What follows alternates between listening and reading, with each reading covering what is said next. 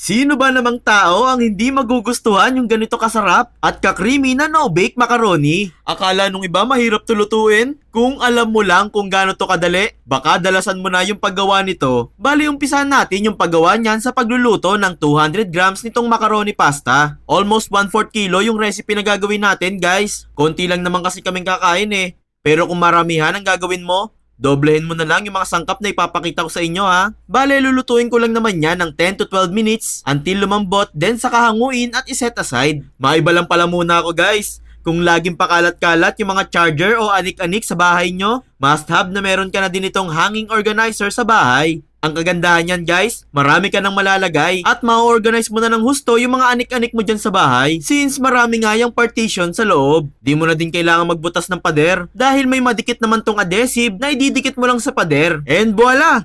Pwede mo na yung magamit. Kung gusto mo nga rin pala nyan, maglalagay na lang ako ng link dyan sa comment section ha. Malay mo, magustuhan mo din, di ba? Bali dito guys, next naman nating lulutuin is yung sauce ng ating macaroni. Dito sa kawali, magpapainit lang tayo dyan ng mantika, saka isunod na nating igigisa dito itong sibuyas at bawang. Palalabasin lang natin yung bango niyan, at saka na tayo dyan maglalagay nitong 1/4 kilo ng pork giniling. Kung gusto nyo pala na mas meaty yung magagawa nyo guys, dagdagan nyo na lang yung karneng ilalagay dito. Bali lulutuin lang natin yan for 5 minutes, then saka na natin isusunod tong nahiwa-hiwa nating mga hotdogs. 6 na regular size hotdogs yung ginamit natin dyan guys. Pamparami din kasi yung hotdog, kaya maglalagay tayo nyan. And isa pa, favorite kaya yan ng mga bata, kaya hindi dapat mawala yan. Pagkagisa nga ng hotdogs, sunod na natin dyan tong 2 pack ng 250 grams ng sweet style spaghetti sauce. Mas nasasarapan kasi kami sa sweet style na sauce guys. Yun kasi yung hinahanap-hanap ng dila namin, yung medyo manamis-namis na sauce. Meron din naman dyang Italian style at Pinoy style na sauce. Pwede nyo yung maging option kung ayaw nyo ng medyo manamis-namis. Naglagay na rin pala ako dyan ng isang pork cube, asin, paminta para dagdag pampalasa at konting-konti lang na tubig. Mix-mix lang natin yan at isisimmer natin yan sa low fire ng 5 minutes. Then saka na natin dyan isasama itong macaroni pasta. Shoutout ko lang pala saglit tong sila Ma'am Nelida Pages ng Quezon City, Ma'am Josephine Manabat ng Bulacan, Ma'am Jency Cabello ng Batangas, at si Ma'am Amy Adlao ng Pagadian City. Sa mga gusto nga rin pala magpa-shoutout dyan, kailangan mo lang pusuan tong video na pinapanood mo. And mag-comment ka na din dyan sa ibaba kung taga saan kayo ha, para naman sa susunod nating upload